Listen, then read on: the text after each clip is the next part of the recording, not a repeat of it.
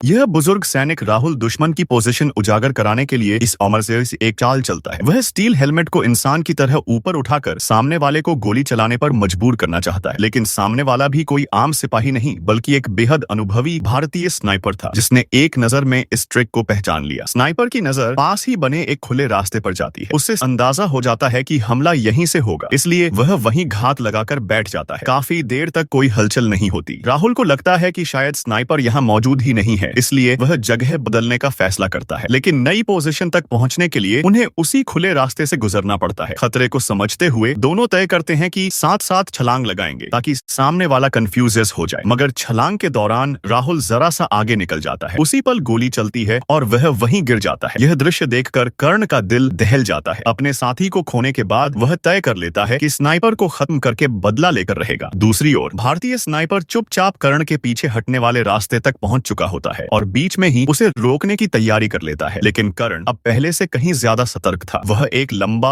और संकरा पाइपलाइन वाला रास्ता चुनता है। दुर्भाग्य से रेंगते वक्त हल्की आवाज हो जाती है और दुश्मन को भनक लग जाती है। स्नाइपर तुरंत पाइप के साथ साथ आगे बढ़ता है और एग्जिट के पास पहले पहुंच जाता है। जैसे ही कोई बाहर निकले, एक सटीक गोली तय थी। किस्मत से बाहर लगे पाइप ने स्नाइपर की नजर रोक ली। उसने एग्जिट गलत समझ लिया और कर्ण बाल बाल बच गया। लेकिन कर्ण को अंदाजा नहीं था कि स्नाइपर अब भी पास ही छिपा है। जैसे ही वह बाहर दौड़ता है, अचानक गोली चलती है। हथियार उसके हाथ से गिर जाता है। हालांकि जान बच जाती है। अब साफ हो जाता है कि स्नाइपर वेंट के पास ही घात लगाए बैठा है। बिना हथियार के आगे बढ़ना नामुमकिन था। कर्ण दिमाग लगाता है। वह अपनी छोटी चाकू में रस्सी बांधकर हथियार की स्ट्रैप में फंसाने की कोशिश करता है। स्नाइपर सब कुछ देख रहा था लेकिन तुरंत हरकत नहीं करता। कई कोशिशों के बाद चाकू आखिरकार स्ट्रैप में अटक जाता है। जैसे ही कर्ण हथियार खींचने लगता है और रस्सी पूरी तरह तन जाती है, स्नाइपर मौका देखकर गोली चला देता है। रस्सी टूट जाती है और कर्ण के हाथ से सब छूट जाता है। उसी वक्त बाहर जोरदार बमबारी शुरू हो जाती है। खिड़कियों के शीशे टूटकर नीचे गिरते हैं और उसके चारों तरफ बिखर जाते हैं। यह स्थिति बेहद खतरनाक थी क्योंकि कांच के टुकड़ों में स्नाइपर को कर्ण की हर हरकत साफ दिखाई देने लगती है। हालात अब बेहद नाजुक हो चुके थे। तभी कुछ दूरी पर मौजूद एक पाइप अचानक हिलने लगता है और अगले ही पल स्नाइपर जो देखता है उसे देखकर वह खुद सन्न रह जाता है।